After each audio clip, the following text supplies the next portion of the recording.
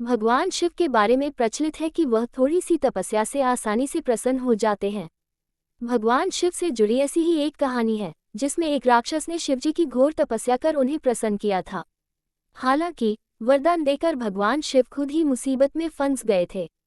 बाद में भगवान विष्णु ने उन्हें इस मुसीबत से छुटकारा दिलाया था। कहानी के मुताबिक एक बार महर्षि नारद धरती पर घूम रहे थे। रास्ते में उन्हें वृकासुर नाम का राक्षस मिला। नारद मुनि को देखते ही उसने कहा कि मैं आपसे कुछ सलाह लेना चाहता हूँ। आप मुझे बताइए कि ब्रह्मा, विष्णु और महेश में कौन देवता जल्द प्रसन्न हो जाते हैं।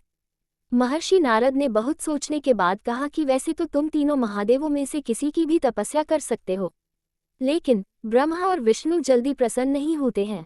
उनके लिए बहुत वर्षों तक कठिन तपस्या करनी पड़ती है। ये भी हो सकता है कि तुम्हारी आयु पूरी हो जाए लेकिन तपस्या पूरी न हो।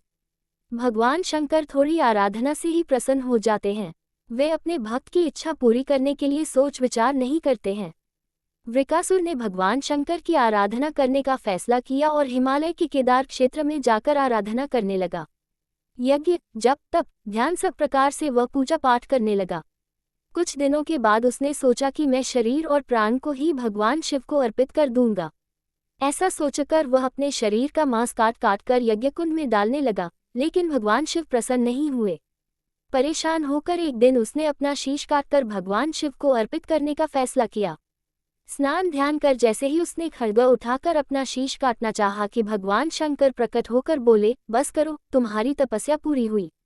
मैं तुम पर प्रसन्न हूँ, वर मांगो। वृकासुर हाथ जोड़कर भगवान शिव से बोला, आप मुझे वर दीजिए कि मैं जिस प्राणी के सिर पर हाथ रख दूं, उसकी तुरंत मृत्यु हो जाए।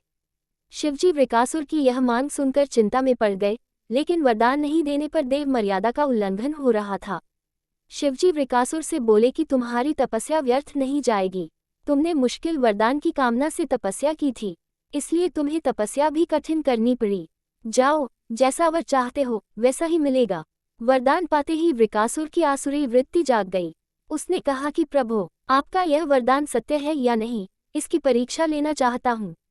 इसलिए पहले आपके सिर पर ही हाथ रखकर देखता हूँ कि इस वर में कितनी सत्यता है। भगवान शंकर ने सोचा कि यह राक्षस कुछ नहीं सुनेगा।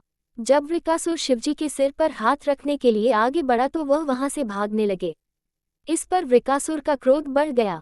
वह पीछा करते हुए चिल्लाया कि महर्षि नारद की तरह आपने भी मुझसे छल किया है। वरदान की परीक्षा से डरकर क्यों भाग रहे हैं। शिवजी भूमंडल छोड़कर देवलोक तक भागते रहे और वृकासुर भी उनका पीछा करता रहा। अंत में भगवान शिव विष्णु लोक पहुंचे और विष्णु जी को अपनी परेशानी बताई। विष्णु जी ने हंसकर कहा कि कुछ भी हो, आपके वरदान की सत्यता तो सिद्ध करनी ही होगी।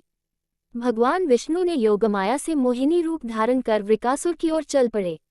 भस्मासुर जब भगवान विष्णु के मोहिनी रूप को देखा तो मोहित हो गया और उस मोहिनी रूपी सुंदर कन्या से बोला, हे सुंदरी, तुम बहुत सुंदर हो, मैं तुमसे विवाह करना चाहता हूँ।